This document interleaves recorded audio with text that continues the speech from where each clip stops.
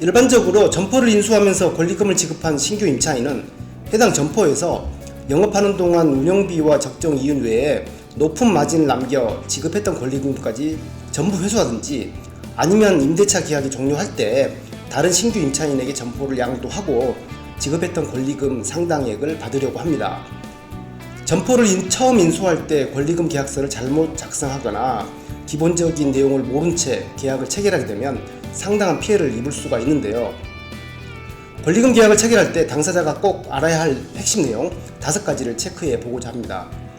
첫째, 위반 건축물의 유무, 두 번째, 권리관계 확인, 그리고 임대인 의사 확인, 영업자 지위 승계, 권리금 계약 수수료 등이 있고요. 이 영상은 권리금 계약의 유의사항 제1편으로 위반 건축물의 유무, 권리관계 확인에 대해 설명하고 나머지 내용은 2편에서 다뤄보겠습니다.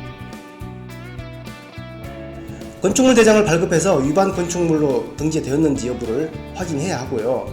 만약 위반 건축물이 있다면 그것을 철거했을 때 영업할 수 있는지 여부를 살펴봐야 합니다.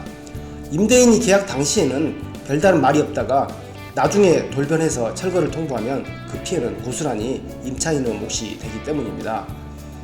위반 건축물에 대한 이행강제금을 기존 임차인이 부담했는지 또는 임대인이 부담했는지도 살펴보고 향후 누가 이행강제금을 부담할지에 대해서도 분명히 해야 하고요.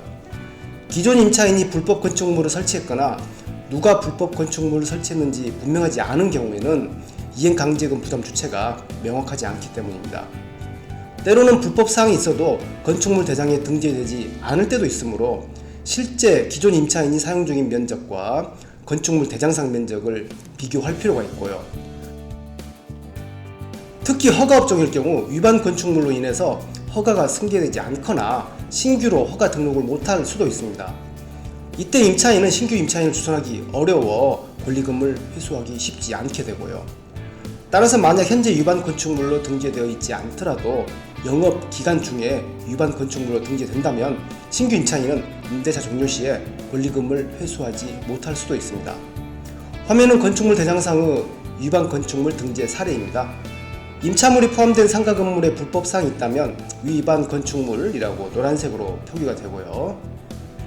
앞서 설명했던 바와 같이 예를 들어 화면에 보이는 건축물 대장의 상가 건물 1층 소매점을 임차했다면 표기된 면적 51.1평방미터가 맞는지 확인할 필요가 있습니다. 건물과 토지 등기 등본을 발급받아 임대인이 소유권자인지 또는 적법한 임대인인지를 확인해야 합니다. 일반적으로 상가 건물은 근저당권 등 선순위 권리가 있는 상태에서 임차인이 입점하는 경우가 대부분이기 때문에 상가 건물이 경매에 넘어갔을 때 임차인의 보증금이 상가 건물 임대차 보호법으로 보호받지 못한 경우가 많습니다. 따라서 소유권 이외의 권리관계도 면밀히 검토해야 하고요. 근저당권은 채권 최고액이 등기부 등본에 표시되기 때문에 대출 금액을 유추할 수 있지만 등기부 등본에 표시되지 않은 다른 임대차 계약에 관한 내용은 건물주나 개업공인중개사에게 요청해서 확인할 필요가 있습니다. 이 영상은 권리금 계약의 유의사항 제1편으로 권리금 계약의 수수료 등 나머지 내용은 제2편에서 이어가도록 하겠습니다. 감사합니다.